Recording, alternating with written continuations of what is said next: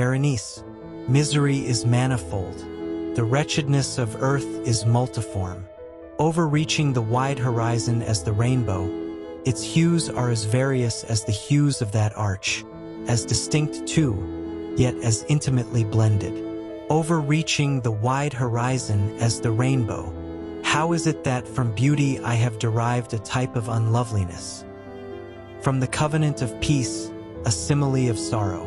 But as, in ethics, evil is a consequence of good, so, in fact, out of joy is sorrow born. Either the memory of past bliss is the anguish of today, or the agonies which have their origin in the ecstasies which might have been. My baptismal name is Aegeus. That of my family I will not mention. Yet there are no towers in the land more time-honored than my gloomy, gray, hereditary halls. Our line has been called a race of visionaries, and in many striking particulars, in the character of the family mansion, in the frescoes of the chief saloon, in the tapestries of the dormitories, in the chiseling of some buttresses in the armory, but more especially in the gallery of antique paintings, in the fashion of the library chamber, and lastly, in the very peculiar nature of the library's contents, there is more than sufficient evidence to warrant the belief. The recollections of my earliest years are connected with that chamber, and with its volumes, of which latter I will say no more. Here died my mother. Herein was I born. But it is mere idleness to say that I had not lived before, that the soul has no previous existence. You deny it? Let us not argue the matter. Convinced myself, I seek not to convince. There is, however, a remembrance of aerial forms, of spiritual and meaning eyes, of sounds, musical yet sad, a remembrance which will not be excluded. A memory like a shadow, vague, variable, indefinite, unsteady, and like a shadow, too, in the impossibility of my getting rid of it while the sunlight of my reason shall exist. In that chamber was I born, thus awaking from the long night of what seemed, but was not, nonentity, at once into the very regions of fairyland, into a palace of imagination, into the wild dominions of monastic thought and erudition. It is not singular that I gazed around me with a startled and ardent eye, that I loitered away my boyhood in books and dissipated my youth in reverie. But it is singular that as years rolled away, and the noon of manhood found me still in the mansion of my fathers, it is wonderful what stagnation there fell upon the springs of my life, wonderful how total an inversion took place in the character of my commonest thought. The realities of the world affected me as visions, and as visions only, while the wild ideas of the land of dreams became, in turn, not the material of my everyday existence, but in very deed that existence utterly and solely in itself. Berenice and I were cousins, and we grew up together in my paternal halls.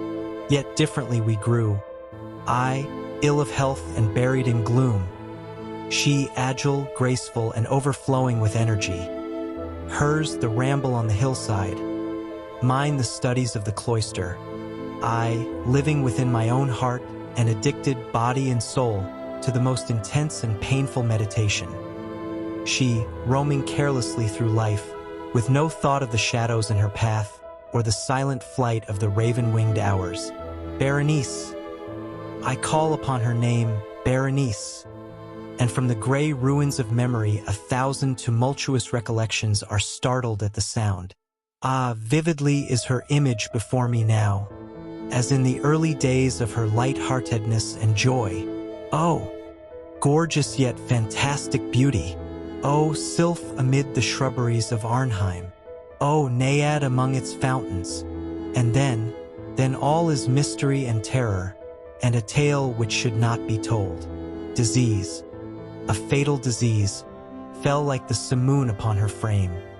And even while I gazed upon her, the spirit of change swept over her, pervading her mind, her habits, and her character, and in a manner the most subtle and terrible, disturbing even the identity of her person. Alas, the destroyer came and went, and the victim, where is she? I knew her not, or knew her no longer as Berenice. Among the numerous train of maladies superinduced by that fatal and primary one which effected a revolution of so horrible a kind in the moral and physical being of my cousin, may be mentioned as the most distressing and obstinate in its nature, a species of epilepsy not unfrequently terminating in trance itself, trance very nearly resembling positive dissolution, and from which her manner of recovery was in most instances startlingly abrupt. In the meantime my own disease, for I have been told that I should call it by no other appellation, my own disease, then, grew rapidly upon me, and assumed finally a monomaniac character of a novel and extraordinary form, hourly and momently gaining vigor, and at length obtaining over me the most incomprehensible ascendancy. This monomania, if I must so term it, consisted in a morbid irritability of those properties of the mind in metaphysical science termed the attentive. It is more than probable that I am not understood, but I fear, indeed, that it is in no manner possible to convey to the mind of the merely general reader an adequate idea of that nervous intensity of interest with which, in my case, the powers of meditation, not to speak technically, busied and buried themselves in the contemplation of even the most ordinary objects of the universe. To muse for long unwearied hours, with my attention riveted to some frivolous device on the margin, or in the typography of a book, to become absorbed, for the better part of a summer's day, in a quaint shadow falling aslant upon the tapestry or upon the floor, to lose myself, for an entire night, in watching the steady flame of a lamp or the embers of a fire, to dream away whole days over the perfume of a flower, to repeat monotonously some common word, until the sound, by dint of frequent repetition, ceased to convey any idea whatever to the mind, to lose all sense of motion or physical existence, by means of absolute bodily quiescence long and obstinately persevered in. Such were a few of the most common and least pernicious vagaries induced by a condition of the mental faculties, not, indeed, altogether unparalleled, but certainly bidding defiance to anything like analysis or explanation. Yet let me not be misapprehended. The undue, earnest, and morbid attention thus excited by objects in their own nature frivolous, must not be confounded in character with that ruminating propensity common to all mankind, and more especially indulged in by persons of ardent imagination. It was not even, as might be at first supposed, an extreme condition or exaggeration of such propensity, but primarily and essentially distinct and different. In the one instance, the dreamer or enthusiast, being interested by an object usually not frivolous, imperceptibly loses sight of this object in a wilderness of deductions and suggestions issuing therefrom, until, at the conclusion of a daydream often replete with luxury, he finds the incitamentum, or first cause of his musings, entirely vanished and forgotten.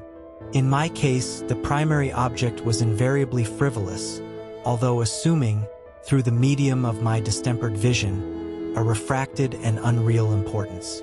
Few deductions, if any, were made, and those few pertinaciously returning in upon the original object as a center.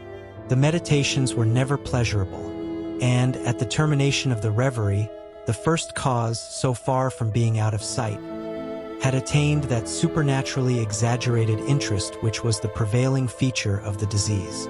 In a word, the powers of mind more particularly exercised were, with me, as I have said before, the attentive, and are, with the daydreamer, the speculative. My books, at this epoch, if they did not actually serve to irritate the disorder partook, it will be perceived, largely, in their imaginative and inconsequential nature, of the characteristic qualities of the disorder itself. I well remember, among others, the treatise of the noble Italian Coelius Secundus Curio, De Amplitudine Beati Regni Dei, St. Austin's great work, The City of God, and Tertullian's De Carne Christi, in which the paradoxical sentence Mortis est Dei filius, credible est quia ineptum est, iti sepultus resurrexit, certum est quia impossible est, occupied my undivided time for many weeks of laborious and fruitless investigation. Thus it will appear that, shaken from its balance only by trivial things, my reason bore resemblance to that ocean crag spoken of by Ptolemy Hephaestion, which steadily resisting the attacks of human violence, and the fiercer fury of the waters and the winds, trembled only to the touch of the flower called asphodel. And although, to a careless thinker, it might appear a matter beyond doubt that the alteration produced by her unhappy malady in the moral condition of Berenice would afford me many objects for the exercise of that intense and abnormal meditation whose nature I have been at some trouble in explaining, yet such was not in any degree the case. In the lucid intervals of my infirmity, her calamity, indeed, gave me pain, and taking deeply to heart that total wreck of her fair and gentle life, I did not fail to ponder, frequently and bitterly, upon the wonder-working means by which so strange a revolution had been so suddenly brought to pass. But these reflections partook not of the idiosyncrasy of my disease, and were such as would have occurred, under similar circumstances, to the ordinary mass of mankind. True to its own character, my disorder reveled in the less important but more startling changes wrought in the physical frame of Berenice, in the singular and most appalling distortion of her personal identity. During the brightest days of her unparalleled beauty, most surely I had never loved her. In the strange anomaly of my existence, feelings with me had never been of the heart, and my passions always were of the mind. Through the gray of the early morning, among the trellised shadows of the forest at noonday, and in the silence of my library at night, she had flitted by my eyes, and I had seen her, not as the living and breathing Berenice, but as the Berenice of a dream, not as a being of the earth earthy, but as the abstraction of such a being, not as a thing to admire, but to analyze, not as an object of love, but as the theme of the most abstruse, although desultory speculation. And now I shuddered in her presence, and grew pale at her approach. Yet, bitterly lamenting her fallen and desolate condition, I called to mind that she had loved me long, and in an evil moment I spoke to her of marriage. And at length the period of our nuptials was approaching, when, upon an afternoon in the winter of the year, one of those unseasonably warm, calm, and misty days which are the nurse of the beautiful halcyon *1, I sat as I thought, alone, in the inner apartment of the library. But, uplifting my eyes, I saw that Berenice stood before me. Was it my own excited imagination, or the misty influence of the atmosphere, or the uncertain twilight of the chamber, or the gray draperies which fell around her figure, that caused in it so vacillating and indistinct an outline? I could not tell. She spoke no word, and I, not for worlds could I have uttered a syllable. An icy chill ran through my frame. A sense of insufferable anxiety oppressed me. A consuming curiosity pervaded my soul, and sinking back upon the chair, I remained for some time breathless and motionless, with my eyes riveted upon her person. Alas, its emaciation was excessive, and not one vestige of the former being lurked in any single line of the contour. My burning glances at length fell upon the face.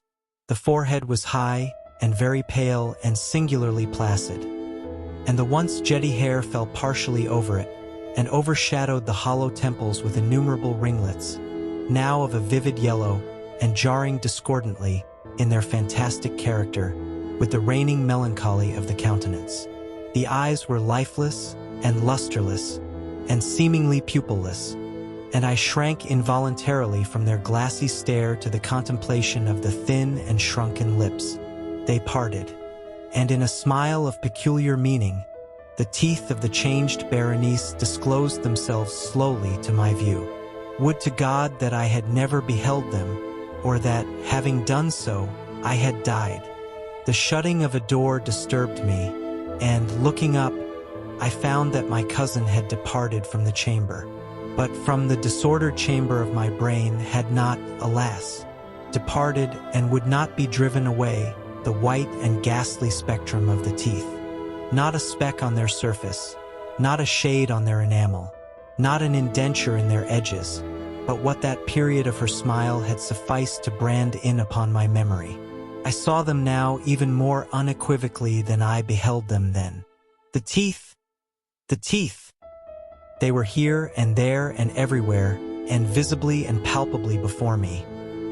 Long, narrow, and excessively white, with the pale lips writhing about them, as in the very moment of their first terrible development. Then came the full fury of my monomania, and I struggled in vain against its strange and irresistible influence.